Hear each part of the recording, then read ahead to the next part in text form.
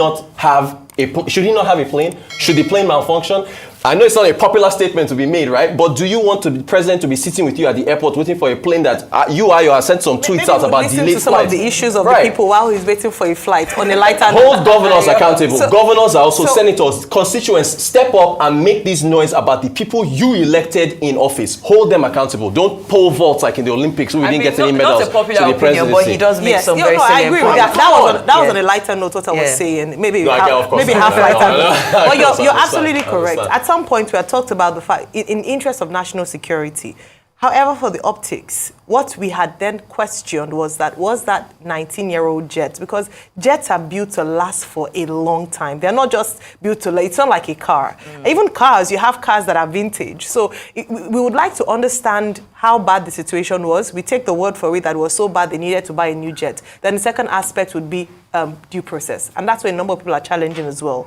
They say it might have come through a service-wide vote. But if you recall last year in 2023, the Senate had come out to mention that the abuse of service-wide votes and how it had been used at the detriment of the Nigerian people. And so there's also that criticism of why was it such an emergency? Yes. Why did they have to go through that route when we are bleeding in terms of revenue to buy a jet? Is that our priority? So it's about optics, it's about priority. How can you tell the Chinese firm that we don't have money to pay when you can afford to buy a new jet to pay the award? So those are the kind of things that we're looking at. And that's why sometimes these international organizations don't take us seriously. You people say you don't have money, but you are buying jets. You are building 21 billion naira houses. How can you about the Cadillac. You are balling. So there's a stark disconnection between what the government is saying that we are broke and what it is that they're demonstrating that we are living in largesse. When we speak to the cost of governance, which is something that has come up quite a number of times. Rufai. I was just laughing because I think it was Ralph Waldo Emerson that said, what you do speaks so loud I can't hear what you say. I challenge once again, because there was no independent advisory to be able to tell us about the state of that presidential jet that said it was bad. I challenge that fact again. That presidential jet that President Tinubu met in there, was it truly bad? We must be able to have a wide range of engineers that will be able to look at that jet.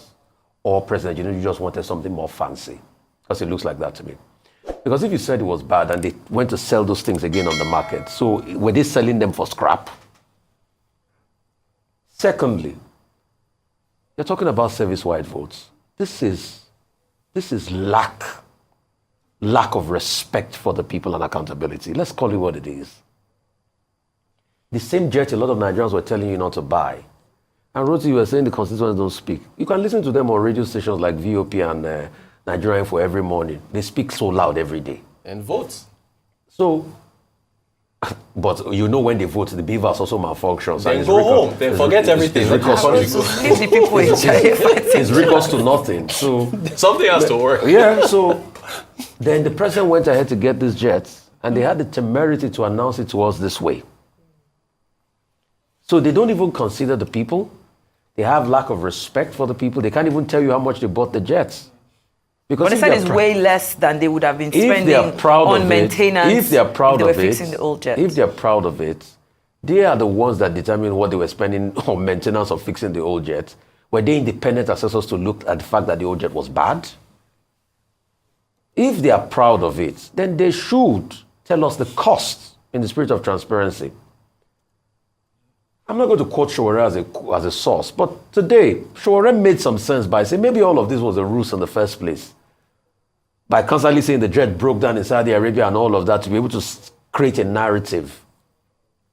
Because also when Showore told us they had bought this jet long ago, the government didn't say anything, but apparently looks at it like they had bought it long ago. So that's the insincerity, and the people are speaking so loud every day, but what do the leaders care? What do the leaders that have so much level of impunity really care? Nigerians are hard-pressed, are pushed to the wall.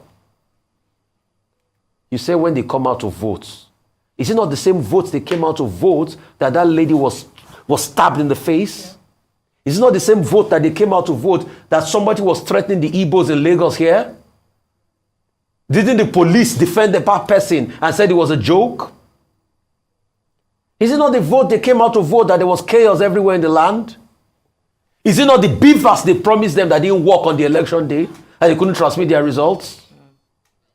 How about them taking accountability for that in the first place? Nigerians have had enough. All right, then. Thank you so much, Rufai, Ayo, Rotus. This has been, I won't say fun, but this has been enlightening. Thank you so much for having me. Thank you so much.